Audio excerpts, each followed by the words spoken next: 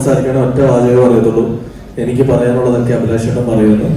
ഇനി ഞാനാണ് ആദ്യം സംസാരിച്ച് രണ്ടാം തവണ അവൻ പറയും എനിക്ക് പറയാനുള്ളതും കൂടെ അഭിലാഷേട്ടൻ പറഞ്ഞു. അതുകൊണ്ട് വേറൊന്നുമില്ല. അപ്പം ഞാൻ തന്നെ ഇവിടെ ബംഗാളി പണി എടുക്കാൻ തീരുമാനിച്ചു.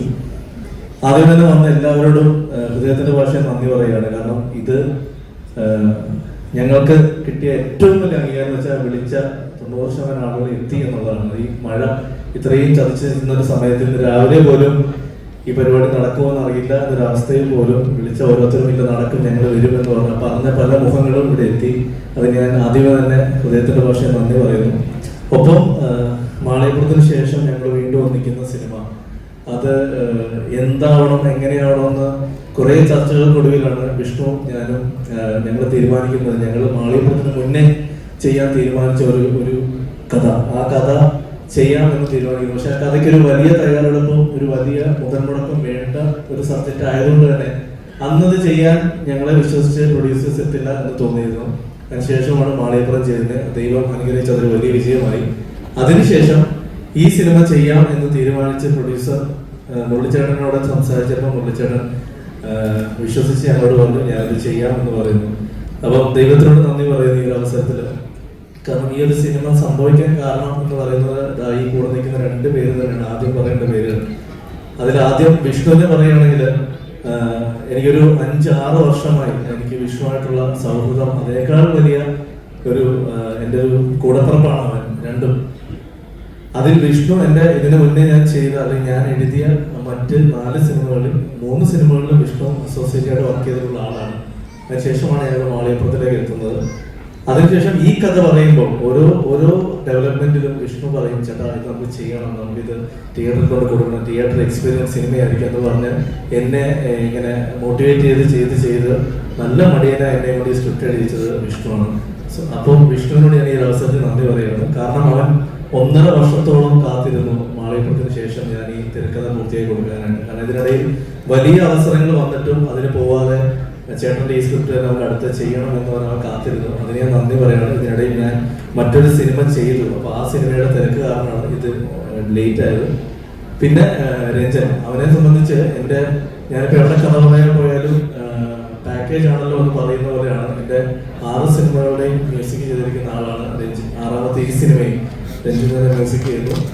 അപ്പോൾ അത് എന്താ പറയുക, അത് അവിടത്തേക്കൊണ്ട് ഇനി ഒരു പ്രൊഡ്യൂസർ പോകില്ല എന്നുള്ള വിശ്വാസമാണ് ഞാൻ ഓരോ പ്രൊഡ്യൂസേഴ്സിന്റെ കഥ പറഞ്ഞിരുന്നത്. വിജയേട്ടൻ്റെ അടുത്ത് ഞാൻ കഥ പറയുമ്പോൾ വിജയേട്ടനെ പറഞ്ഞത് വിജയുടെ മ്യൂസിക് വേറെ ആരെ കൈവെക്കല്ലേ ഞാൻ പറയാറുണ്ട്. അപ്പോൾ പിന്നെ വേറെ ഇവിടെ വന്നിരിക്കുന്ന എല്ലാ ആളുകളോടും ഇനി കൂടുതൽ ഈ സിനിമയെ പറ്റി സംസാരിക്കാനുണ്ട്. ഈ സിനിമയുടെ ടൈറ്റിലിന് ശേഷം മാത്രമേ സംസാരിക്കാൻ പറ്റൂ. അപ്പം ഇവരും കൂടെ ബാക്കി സംസാരിച്ചതിന് ശേഷം നമുക്ക് ടൈറ്റിലിന്റെ വിഷയത്തിലേക്ക് പോകാം. വിഷ്ണു ചേട്ടാ 2 വാക്ക് സംസാരിക്കും പ്ലീസ്. എന്നോട് പ്രോമിസ് ചെയ്തിരുന്നത് അഭിലാഷ് ചേട്ടൻ സംസാരിച്ചതിന് ശേഷം മാത്രം നീ എനിക്ക് മൈക്ക് തന്നാൽ മതിയായിരുന്നു. So please. അല്ല, സ്ഥിരം പേരോ ഞാൻ അഭിലാഷ് ചേട്ടൻ പറഞ്ഞു തന്നെ എനിക്ക് പറയാൻ കഴിയും. ഇപ്പൊ രഞ്ജനും കഴിഞ്ഞാൽ എനിക്ക് പറയായിരുന്നു. അഭിലാഷ് ചേട്ടൻ രഞ്ജനും പറഞ്ഞാൽ എനിക്ക് തന്നെയാണ് എനിക്ക് പറയാനുള്ളത്. ഞാൻ ഇവന്റ് ബേസ് ചെയ്തിട്ടൊരു കാര്യം ഞാൻ പറയാം. ഞാൻ ഒരു തവണ ഈ വേദിയിൽ ഇതിനു മുമ്പ് ഇതുപോലെ വന്ന് നിന്നിട്ടുണ്ടായിരുന്നു. അന്ന് ആ ചിത്രം നടന്നില്ല. എൻ്റെ ആദ്യത്തെ ചിത്രം എന്നുള്ള സ്വപ്നം വന്ന് അവിടെ തിരി തെളിഞ്ഞു. അല്ല, തിരി തെളിഞ്ഞല്ല, തിരി കെട്ടു. ഇതൊക്കെയാണ് ഞാൻ സംസാരിക്കുന്നത്. പിന്നീട് ഒരു എന്താ പറയാ, മാളിയപ്പുറം എന്നുള്ള തിരി തെളിഞ്ഞു. മാളിയപ്പുറത്തിന്റെ സ്ക്രിപ്റ്റ് ആദ്യത്തെ ഡ്രാഫ്റ്റ് എഴുതുമ്പോൾ അതിലൊരു വാചകം ഉണ്ടായിരുന്നു, എരിയുന്ന തീ തെളിയുന്ന ടൈറ്റിൽ. അപ്പോൾ പക്ഷെ അതിന്റെ മാളിയപ്പുറത്തിന്റെ സക്സസ് സെലിബ്രേഷൻ ഞാൻ ഈ IMA ഹാളിൽ വെച്ചിട്ട് വീണ്ടും എനിക്ക് പങ്കെടുക്കാൻ പറ്റി. അപ്പൊ അന്ന് അന്ന് തല താഴ്ത്തിയത് എനിക്ക് നെഞ്ചുവരിച്ച് അന്ന് നിൽക്കാൻ കഴിഞ്ഞു. ഇന്ന് നിങ്ങളുടെ ഒപ്പം വീണ്ടും നിൽക്കുന്നു. പക്ഷെ അന്ന് നെഞ്ചൊന്നും വിരിച്ചിട്ടല്ല, നെഞ്ചിന്റെ കൂടെയാണ് നിൽക്കുന്നത്. ഇത്ര നേരം സംസാരിക്കാൻ ഇവ ഭയങ്കര ഇമ്പ്രൂവ് ആയി കേട്ടോ. അല്ല, ആദ്യമായിട്ടാണ് കേൾക്കുന്നത്. ലൊക്കേഷനിൽ പോലും ഇത്ര സംസാരിക്കാറില്ല. ജീവിതത്തിൽ കുറെ വലിയ അതിഥികളൊക്കെ വരുമ്പോൾ സംസാരിച്ചു പോകുന്നുണ്ട്. പിന്നെ ഒരുപാട് നന്ദി മുരളി കുന്നമ്പുറത്ത്. തളിപ്പറമ്പിലുള്ള മുരളിച്ചേട്ടൻ്റെ കഥ ആദ്യം തിരശ്ശീലയിൽ കാണുമ്പോൾ ഞാൻ ഒട്ടും കരുതിയില്ല ഈ ഒരു സ്റ്റേജിൽ എൻ്റെ കൂടെ നിൽക്കുന്നൊരു ആളാവുന്നുണ്ട്. എന്തായാലും ഹൃദയത്തിൻ്റെ ഭാഷയിൽ ഇപ്പോൾ നന്ദി പറയുന്നു. ഈ ഒരു വേദി ഇങ്ങനെ മൈക്ക് പിടിച്ച് സംസാരിക്കാൻ പറ്റിയാലും എൻ്റെ സിനിമ ചെയ്യാനായിട്ട് നിങ്ങൾ ഏറ്റെടുത്ത് മുന്നോട്ട് വന്നിരുന്നു. ഞാൻ കൂടുതൽ പറഞ്ഞ് മുഷിപ്പിക്കുന്നില്ല. ഇനിയുമുള്ള വിശേഷങ്ങൾ രഞ്ജൻ രാജ് പറയും. ഇത്രയും പറഞ്ഞിട്ടുണ്ട്. നമസ്കാരം, ഒരുപാട് സന്തോഷം എല്ലാവരും കാണാൻ സാധിച്ചതിൽ. എന്താ പറയാ, അഭിലാഷിന്റെ കൂടെ 6ാമത്തെ സിനിമയാണ്. അപ്പൊ ആദ്യം എനിക്കൊന്ന് കടാവറാണ് അഭിലാഷിന്റെ ആദ്യം ചെയ്യുന്ന മൂവി ഞാൻ തമിഴില്. അപ്പോ ആ സമയത്ത് തന്നെ അഭിലാഷ് പറഞ്ഞ കഥ സ്മൃതികളാണ്. സോറി എല്ലാം നശിപ്പിച്ചു. ഒരു തവണ പ്രൊഡ്യൂസർ പറഞ്ഞു, അല്ല 7 മണിക്ക് ഞങ്ങൾ ഇതിന്റെ ടൈറ്റിൽ റിവീൽ ചെയ്യുന്നു പറഞ്ഞിരുന്നു. അപ്പൊ പല ആർട്ടിസ്റ്റുകളുടെയും പേജിൽ വന്നു കഴിഞ്ഞു.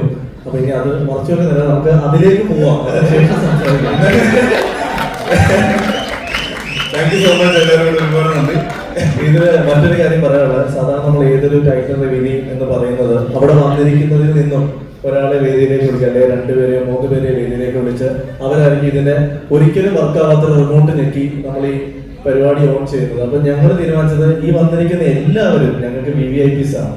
അതിലൊരു എന്താ പറയുക, ഒരു വ്യത്യാസം ഞങ്ങൾ കാണുന്നില്ല, ഇൻക്ലൂഡിങ് മീഡിയാസ്. അപ്പം ഇത് ഒരാളെ വിളിച്ച് സ്റ്റേജിലേക്ക് കയറ്റി അവര് ചെയ്യുന്നതിനേക്കാൾ ഉപരി ഞങ്ങൾ നിങ്ങളിലേക്ക് എത്തിക്കുകയാണ്.